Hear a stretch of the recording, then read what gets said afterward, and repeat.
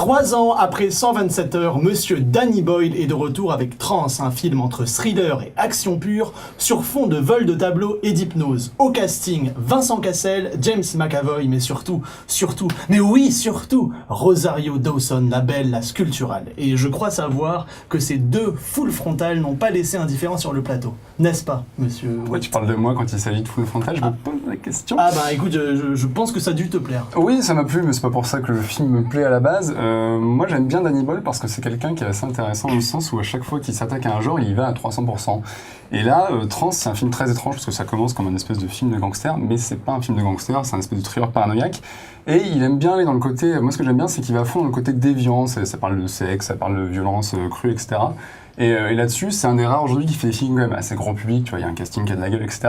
Mais où ça y va quand même assez, de manière assez vénère. Après, le scénario du film est quand même assez bordélique. C'est un film en gros à twist. On va pas révéler lesquels évidemment. Non, surtout pas. Mais le problème, c'est qu'en fait, c'est une succession de twists qui à chaque fois te font reconsidérer les bases du scénario, sauf qu'au bout d'un moment, ça t'épuise parce que tu sais qu'elles vont arriver à la fin. Et donc, tu perds un peu le fil du truc et t'attends la fin, tu t'en fous bien un moment. Quoi. Mais c'est exactement ça en fait, c'est hyper bordélique et au bout d'une demi-heure j'étais fatiguée, en fait j'avais plus envie de comprendre le... Une demi-heure, carrément. Ah ouais, non franchement c'est hyper lourd, il en fait trop, ça part dans tous les sens, pourtant j'adore Danny Boyle et je suis très très très fan de James McAvoy et je suis contente de le retrouver enfin devant la caméra. Carton. Ah ouais. Voilà. C'est ton instant. Ouais, il est quand même beau gosse. En fait, il y a un côté très clipesque dans le film, c'est-à-dire que le film est extrêmement beau. Comme d'habitude, Danny Boyle, il fait une photographie qui est hyper chiadée.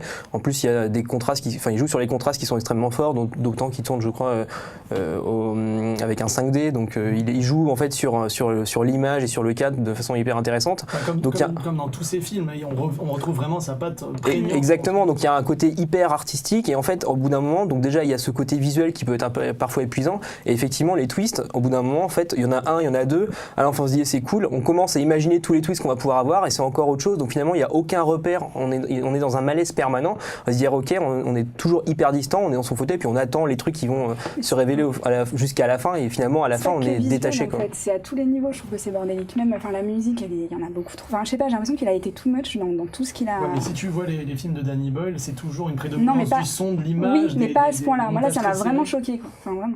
C'est-à-dire qu'il se pose pas en fait, il est toujours dans une volonté de je mets partout des trucs, je mets de la couleur, je mets de la musique, je te mets des twists, à la fin t'es complètement exclu du scénario, donc c'est sympa parce qu'il y a un côté effectivement très cash et assez violent, il y a pas mal de genres, mais au bout d'un moment il y a des foules frontales et finalement on est totalement extérieur à tout ça et ouais. ça reste un peu perturbant. Antoine n'a pas encore donné son avis. Ben non, mais parce que je trouve que c'est pas...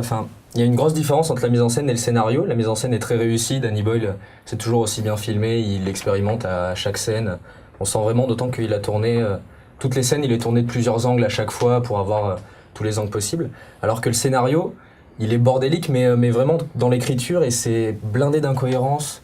Il y a des passages quand il y a un twist justement pour dire que le scénario a été signé par John Hodge qui avait écrit Trainspotting et Petit meurtre entre amis. Donc c'est pas non plus un premier venu. C'est pas un premier venu, mais ça l'empêche pas de trop jouer avec les twists et qu'en fait, à force de vouloir faire trop de twists et de perdre le spectateur, déjà ça le perd totalement, qui est plus du tout dans le film, et surtout que ça pense que le spectateur va pas refaire le film derrière. Et il y a plein d'incohérences par rapport au twist. Il y a un twist qui va faire qu'une scène au début n'a pas de sens par rapport au scénario. C'est un peu gratuit sur les bords. Ouais. Bah, je le trouve un peu dur parce que finalement, j'ai l'impression que c'est un pur film de commande. Il l'a fait, il a kiffé, il a mis tout ce qu'il y avait dedans. En fait, c'est un film, c'est un exercice de style, c'est une démonstration de son savoir-faire qui est indéniable. Maintenant, est-ce qu'il avait besoin de faire ce film-là pour montrer qu'il savait bien filmer? Il arrivait à transcender finalement.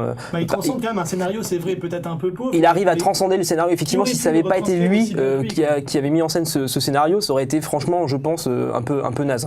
Il s'avère que là, par sa mise en scène, il le transcende, mais il n'en fait pas du tout un chef-d'œuvre et ça reste hyper petit finalement dans sa filmographie. On n'a pas parlé des acteurs, mais il y a quand même un bon on a une amoureuse de James McAvoy. Il y a un triangle amoureux intéressant. Il y a toujours c'est hyper intéressant, je trouve, au niveau des personnages, parce qu'ils ont chacun vraiment leur moment un peu clé. Enfin voilà, et ça, c'est vrai que c'est le truc, je pense, le plus intéressant du film. D'autant qu'ils sont bons, quoi. Ouais, ils sont tous très bons.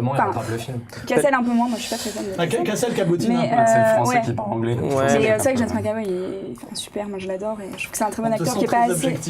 Non mais je suis très fan, je trouve que c'est un très bon acteur et les filles, on le voit aussi quand même plutôt bien. Parce qu'on Oui. on parle que de Rosario Dawson depuis tout à Ouais. l'heure, mais je tiens à dire que les filles aussi elles sont contentes.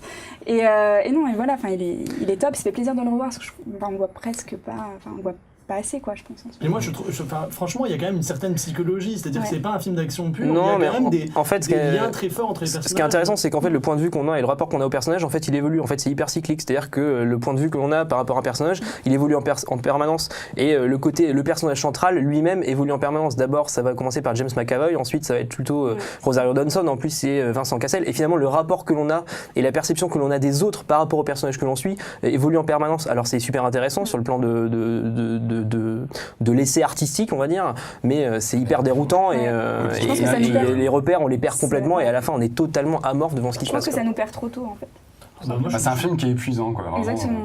je suis pas tout à fait d'accord avec vous. Et On dit pas que c'est pas bien, on dit que c'est Non, non, mais intéressant. bon, Ouais, c'est- ça- c'est il y a vrai des choses c'est vrai assez qu'on en prend intéressantes. plein la gueule, mais quand même, je veux dire, c'est pas un grand film, mais c'est quand même un spectacle péchu, ça se tient, Bah, après, le truc, on sent pas le temps C'est passer. une structure de mais quand série tu- aussi, quoi. Bah, ça dure 1h20. Quand tu pars sur un Non, ça concept dure comme Oui, ça, plus que ça. non, Plus que ça. J'ai un doute, hein. 1h20, 1h30. Mais quand Ouais. tu pars sur un concept comme ça, t'annonces de suite qu'il faut que tu sois intelligent et il faut que tu joues habilement avec le spectateur. Là, ça y va comme un gros bourrin avec un concept qui se veut un télo et jouer tout le temps avec ta perception et l'intrigue.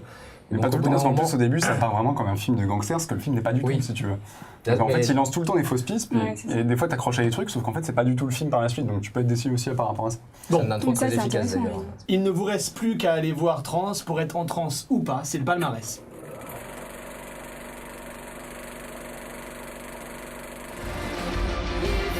You ready?